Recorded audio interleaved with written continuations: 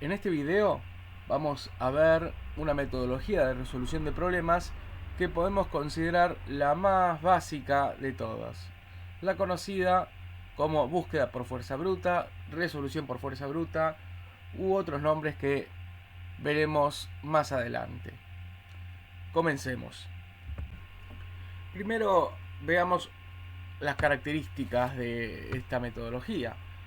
Bueno, pretende obviamente resolver problemas y lo que hace es buscar la solución simplemente probando entre todas las opciones posibles. Y por lo tanto va a requerir que la solución se pueda expresar de una manera en particular, en concreto como una n tupla, donde cada una de las partes de las mismas, ahí expresado como x1, x2 a xn, sea una definición de un valor que tiene que tomar cierta cuestión de esa solución. Después veremos eso en particular, que va a tener distintas características de acuerdo al problema que queremos resolver.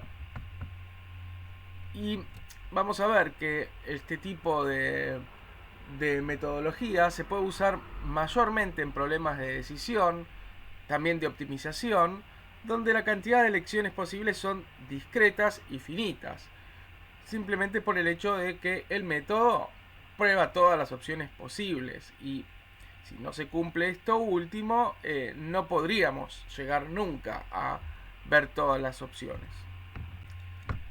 Como ya dije al principio del video, recibe también otros nombres esta metodología. Por ejemplo, búsqueda exhaustiva, enumeración exhaustiva, generar y probar, algoritmo por fuerza bruta, algoritmo tipo museo británico, etc.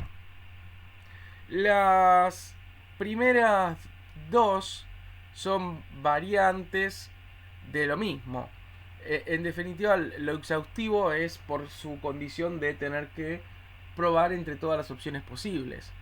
La tercera, generar y probar, tiene que ver con cómo va a funcionar ese algoritmo, donde voy a tener básicamente una función generadora de la siguiente opción a probar y una función que prueba si lo conseguido es o no una solución al problema.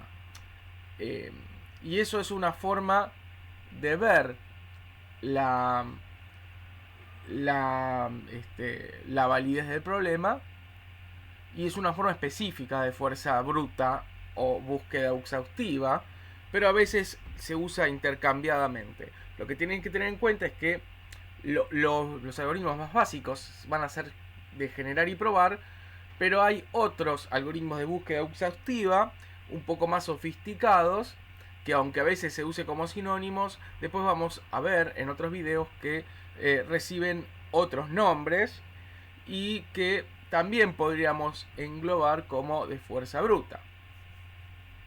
Bueno, el algoritmo de fuerza bruta es una variante del nombre inicial de metodología de búsqueda por fuerza bruta. Tiene que ver por fuerza bruta es porque no estamos usando ninguna condición propia del problema, sino que simplemente estamos con toda la energía disponible en probar alternativas, y por eso se dice fuerza bruta. No hay una inteligencia, un planteo, un pensamiento de cómo resolver de forma, podríamos llamar, elegante ese problema. Por último, la denominación de museo británico no es tan corriente, sin embargo se la puede hallar en algunas bibliografías, y tiene que ver con una analogía de tratar de eh, escribir de forma sin control, con ciertos recursos y en forma en principio aleatoria, pero puede ser también determinística, escribir libros de tal forma de conseguir que todos esos libros terminen estando y conformando la biblioteca del Museo Británico. no es tan común y a veces se lo usa también para otros casos, pero no teníamos que dejar de nombrarlo. Vayamos ahora al esquema general de lo que será la solución, que dijimos que lo podíamos considerar un generar y probar. Entonces va a tener una parte que es inicializa el espacio de búsqueda, que es lo que prepara cuáles todas las digamos todas las variables o todas las estructuras necesarias para después poder pasar por todo el espacio de soluciones. Después tenemos la parte que concretamente en base a una solución prueba si la misma corresponde a una solución válida o certifica, podríamos decirlo. Toma un candidato dado por dentro del espacio de búsqueda y retorna si corresponde a una solución o no. Y por último podemos ver que hay una funcionalidad que me permite ir atravesando las distintas soluciones dentro de nuestro espacio, que es el obtener el próximo candidato de solución. Un caso de aplicación sería para un problema donde queremos buscar una solución.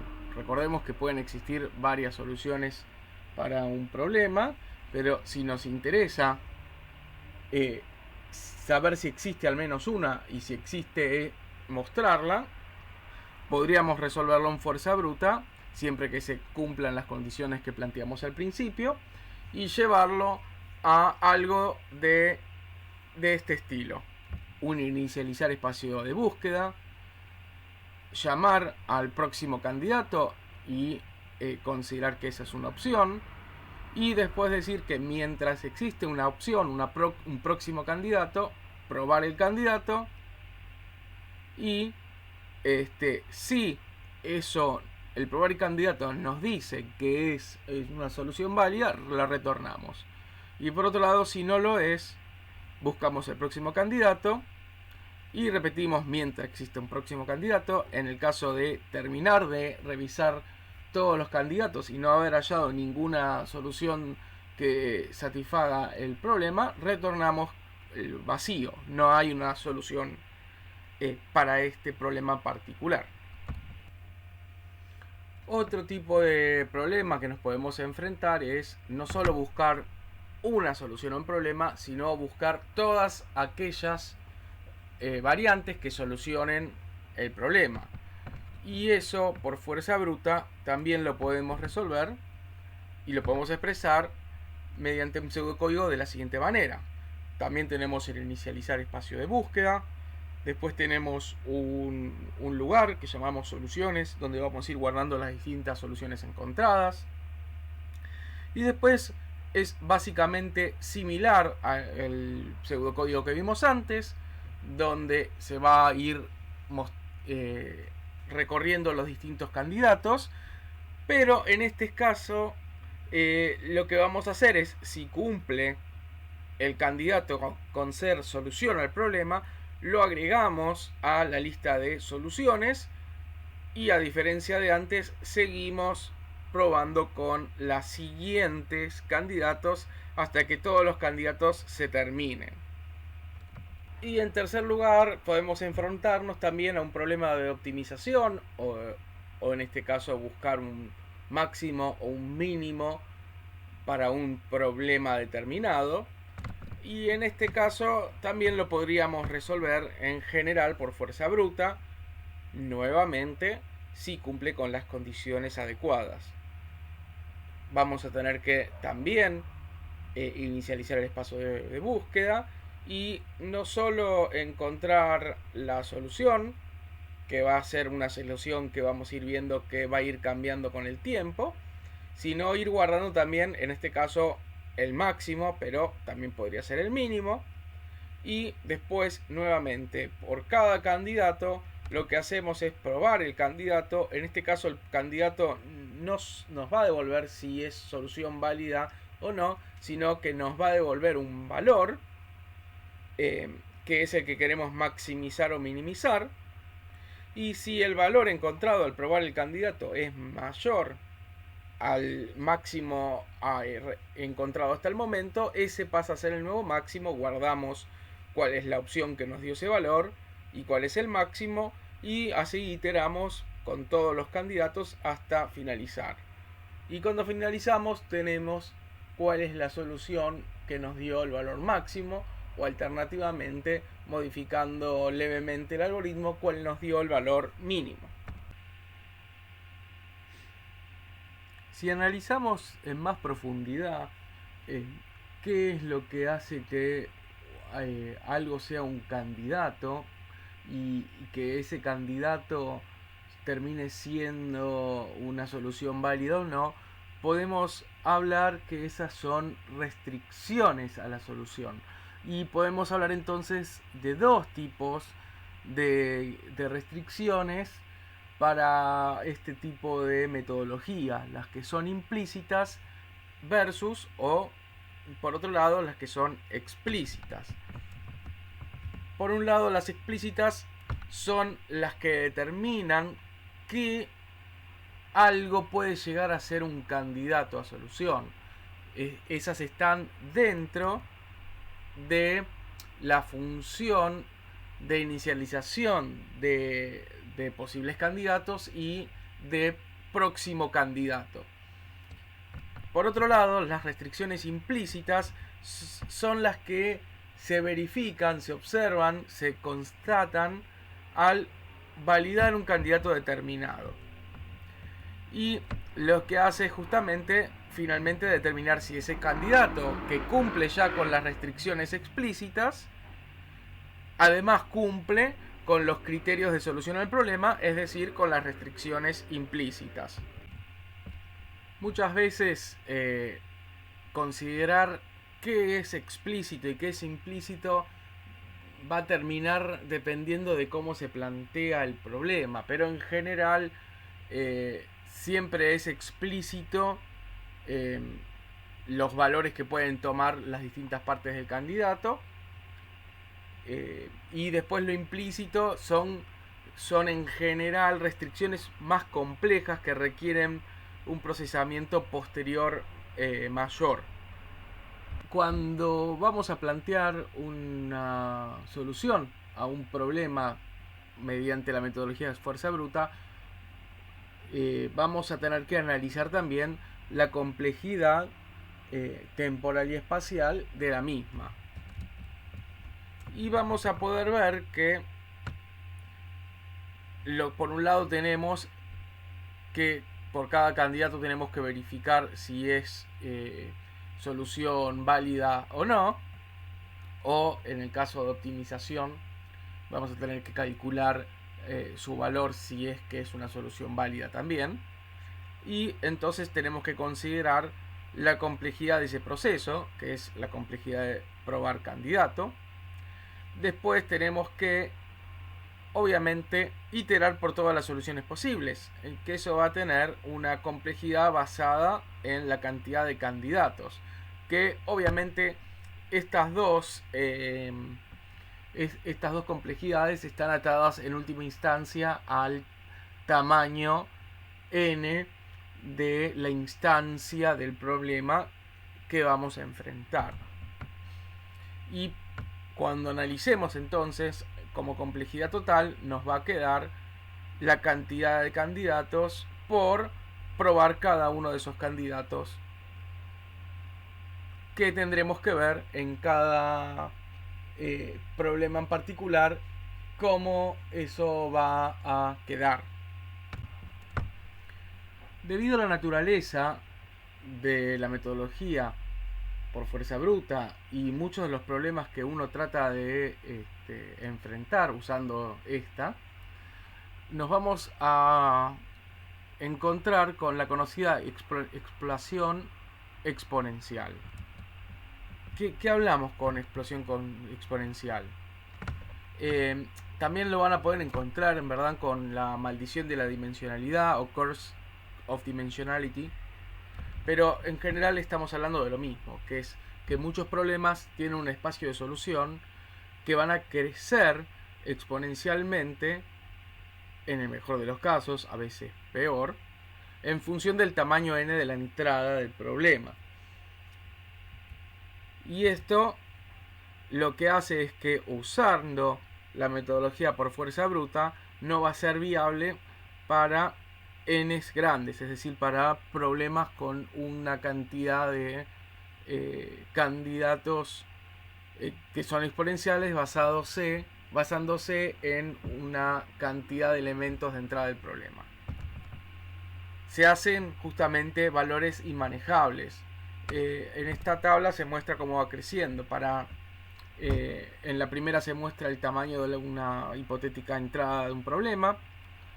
En la segunda columna se muestra cómo sería esa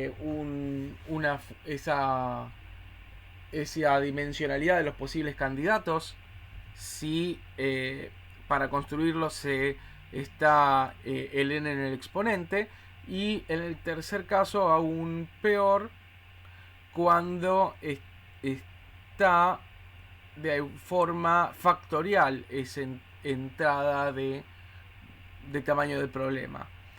Fíjense que rápidamente va creciendo los valores a medida que no tanto crecen el tamaño de la n. En esos casos, lo más probable es que una metodología por fuerza bruta, sin ninguna simplificación, tratamiento previo o a veces es inevitable y no hay nada más que hacer, va a ser inviable. Veamos algunos ejemplos de aplicación de resolución por fuerza bruta con algunos problemas. Por ejemplo, buscar un elemento entre n lo puedo resolver por fuerza bruta. Ordenar n elementos lo puedo resolver por fuerza bruta. El problema conocido como Stable Matching Problem lo puedo resolver por fuerza bruta. Algunos juegos de ingenio, como ubicar 8 reinas sin que se ataquen en un casillero, en un tablero de ajedrez. El uno solo que es dejar una pieza comiendo todas las demás con una serie de reglas en el medio. El Sudoku, laberintos, etc. Juegos de 2 jugadores sin azar, también como el ajedrez o las damas, pueden ser resueltos por fuerza bruta. Problemas de optimización combinatoria, como el problema del viajante de comercio, el problema de la mochila, y entre otros pueden ser resueltos también por fuerza bruta. Y así podríamos nombrar una gran cantidad más de aplicaciones. Veamos ahora el primero de los ejemplos planteados, buscar un elemento entre n. Entonces lo podemos definir al problema como sea un conjunto de n elementos. Queremos encontrar si el elemento z se encuentra en el mismo, en el conjunto. Entonces recuerden que cuando dijimos por un trabajo de fuerza bruta necesitábamos poder expresar la solución como una tupla.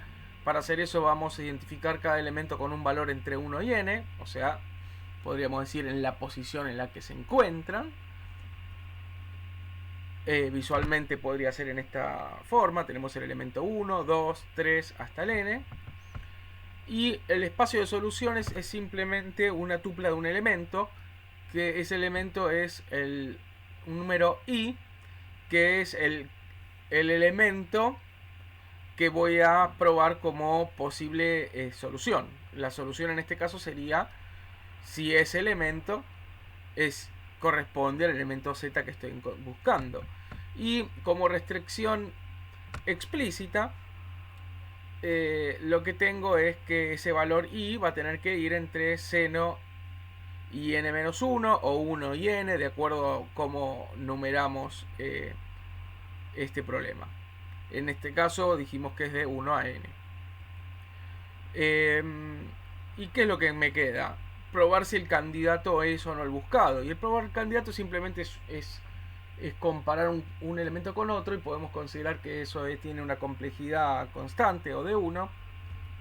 La cantidad de candidatos que vamos a ver de acuerdo a las soluciones posibles, fíjense que es probar de 1 a n, por lo tanto es probar todos los candidatos, es O de n, y por lo tanto, por fuerza bruta, resolver el saber si está un elemento o no en un conjunto va a ser la multiplicación de la complejidad de probar un candidato, O de 1, por la cantidad de candidatos, O de n, y por lo tanto resolver por fuerza bruta este problema tiene una complejidad de O de n. Hay otras formas de resolverlo más eficientes, si por ejemplo los elementos están en alguna estructura que permitan evitar comparar todos con todos. Otra de las posibles aplicaciones por resolver por fuerza bruta es el ordenamiento de n elementos y corresponde al conocido como bogus sort, también conocido como stupid sort o ordenamiento estúpido. Es algo que está planteado simplemente en forma teórica porque sabemos que hay algoritmos muchísimo más eficientes que lo resuelven y simplemente resolverlo por fuerza bruta no tiene sentido. Y podemos plantear el problema como sea un conjunto de elementos, queremos ordenarlos de forma ascendente o descendente. El criterio de ascendente o descendente tiene que ver con la naturaleza de los elementos.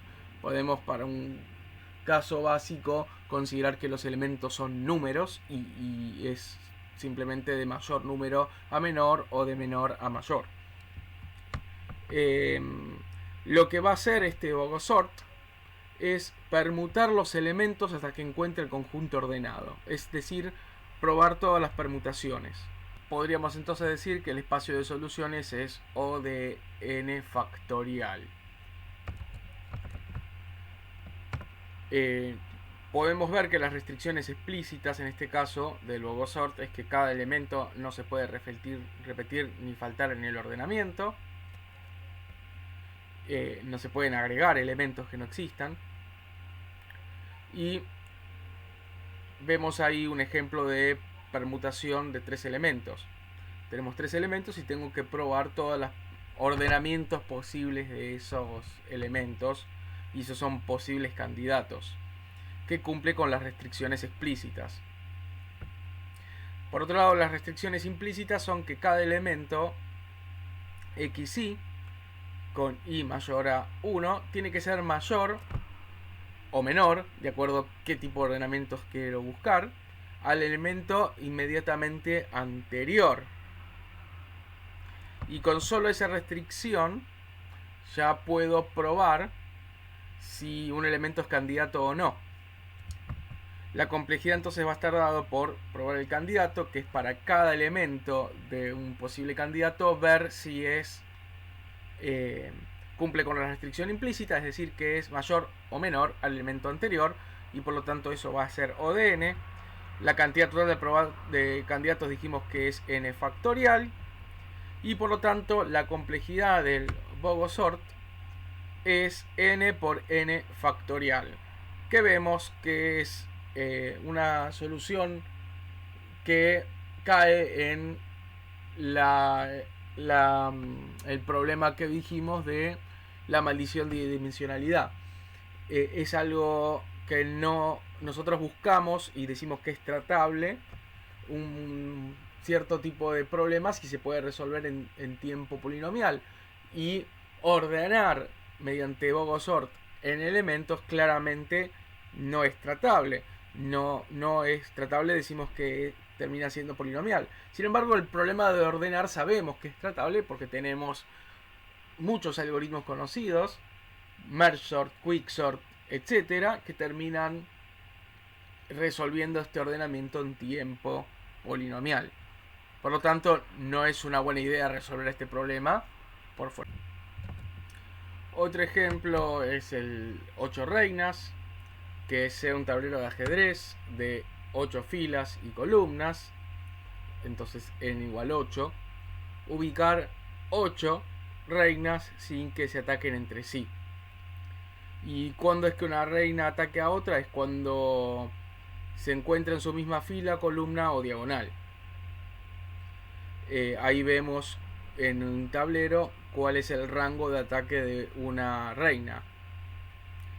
Las restricciones explícitas son que obviamente cada una de las reinas se tiene que ubicar.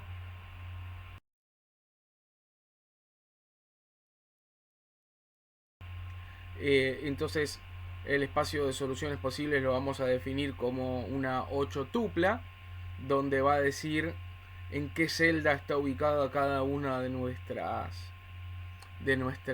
reinas.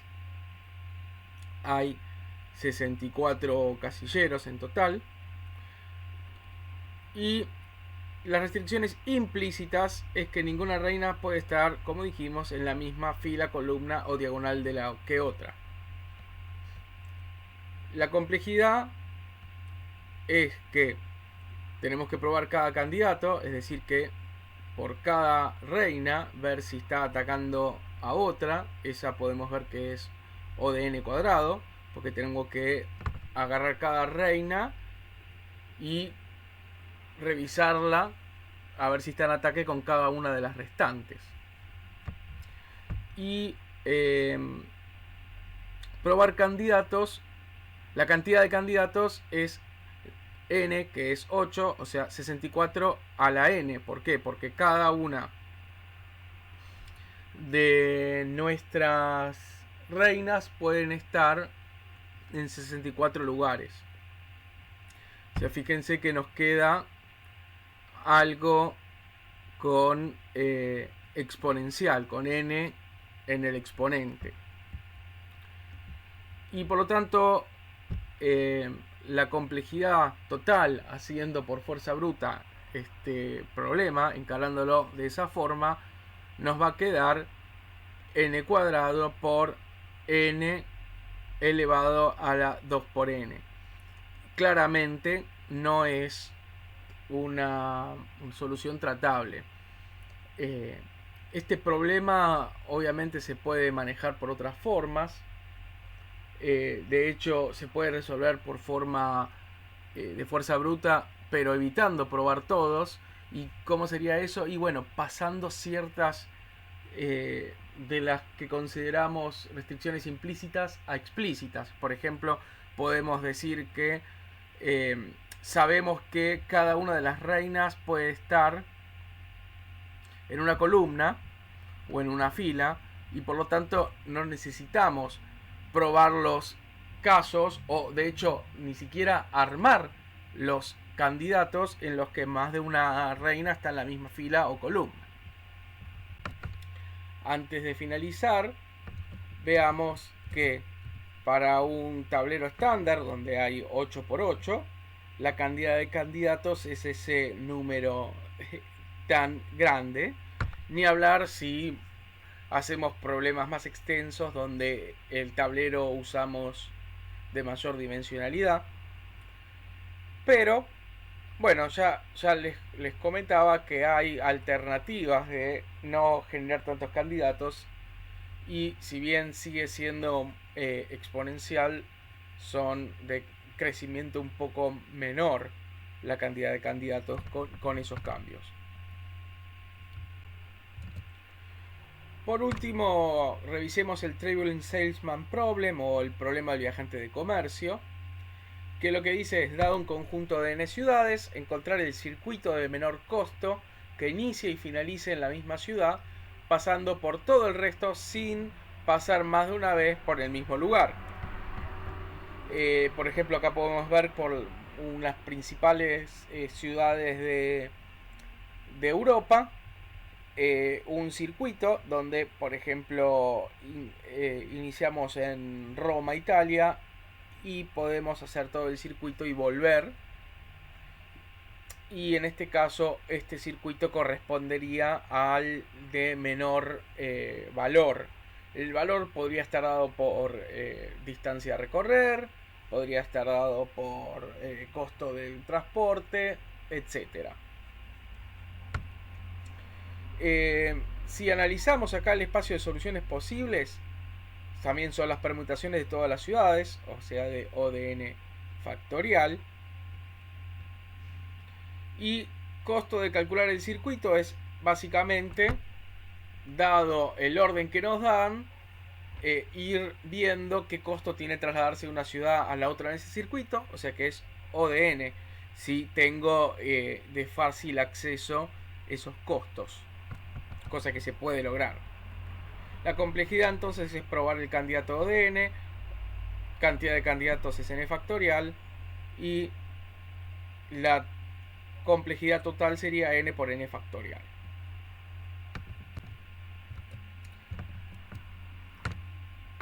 Bueno, hay una gran cantidad, podríamos enumerar muchísimos más problemas, pero veamos por otro lado cuáles son problemas que no puedo resolver por fuerza bruta. Y son aquellos donde el dominio no está acotado, entonces existen infinitos candidatos. Un ejemplo es si tengo un polinomio de grado 2 y quiero saber si existe un valor entero x tal que la evaluación de ese polinomio es 0. Si lo hago por fuerza bruta, tendría que probar con infinitos valores de x, incluso siendo que no puede existir la solución que satisfaga, pero nunca me voy a dar cuenta porque voy a estar probando todo, justamente porque tengo candidatos infinitos. O por otro lado, si el dominio no es discreto, y también tengo el problema de infinitos candidatos. Entonces tenemos un polinomio, pero acá en vez de valores enteros quiero evaluar valores reales. Y por lo tanto, aunque esté acotado el rango entre menos 10 y 10, por fuerza bruta me encuentro que en ese rango hay infinitos valores de x que tendría que probar. O sea, claramente es un problema que de ninguna forma debería encarar por fuerza bruta. Y con esto damos por finalizado el video. Espero que haya quedado claro. Gracias por llegar hasta acá. En próximos videos veremos otros métodos de búsqueda exhaustiva por fuerza bruta un poco más eficientes, pero sin abandonar la prueba en el peor de los casos de todos los candidatos posibles. Nuevamente, muchas gracias. Chao, hasta luego.